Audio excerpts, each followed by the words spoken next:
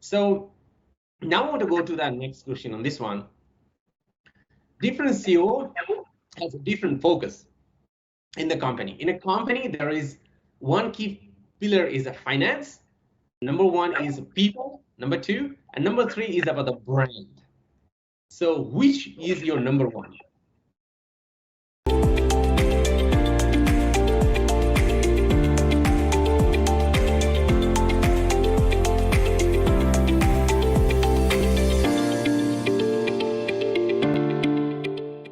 Okay, so at the beginning, I talked with you that we focus on the people most.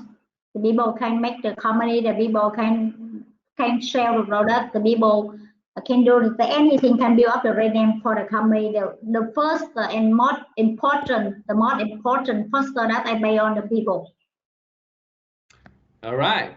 So you mentioned about the people. So would you like to please share that? Why do you focus on the people? Please share a little more details about this one. I think a lot of people are not doing it, and I'm seeing in the industry, but I'd love to hear. But how do you, why do you prioritize people first? Please share.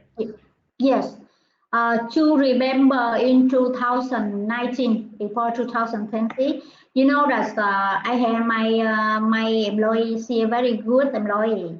So she had a good relationship with the customer. But after that, when the customer want to do something behind her, and they talk the problem to me, that they don't agree satisfied with my employee.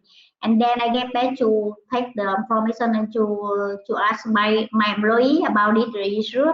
She also report to me all the time. So because with my employee, I had a good relationship with her so for more than 10 years and understand the character.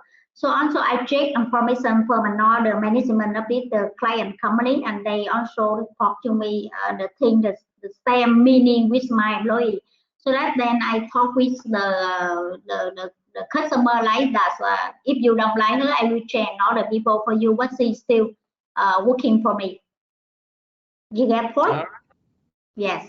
All right. So after hearing from you, this is about you. You typically trust your team more than one because your team can give you the right input. Is it? Yes. I can, yes, like this. I can say if the customer not satisfied with the employee, I can change another employee for them, but the customer cannot require me to hire to fire with the person. Like this. If in case I have the business, I find out more information that she is the correct, not wrong on this case, so I will keep her for me. Cool. So there is a common minimum about this one in the market is about customer is God. Customer is always right. It's a Chinese manner, and Chinese always talk about it. How do you feel about this one, you?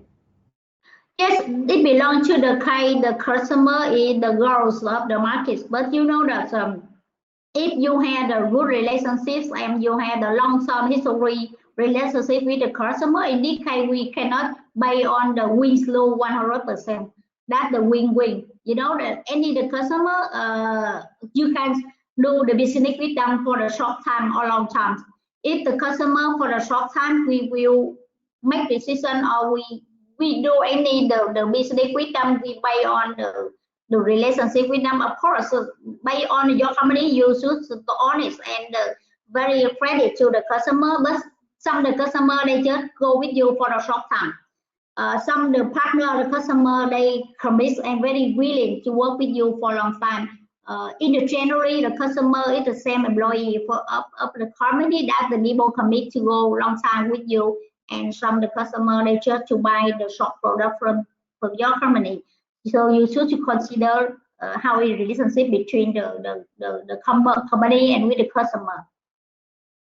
Thank you for sharing about that. That's an incredible point. Viewers, he mentioned is about, yeah, customer can be right, customer can be God, but at the end of the day, you have to understand what kind of customer is a person, how long how connected you are.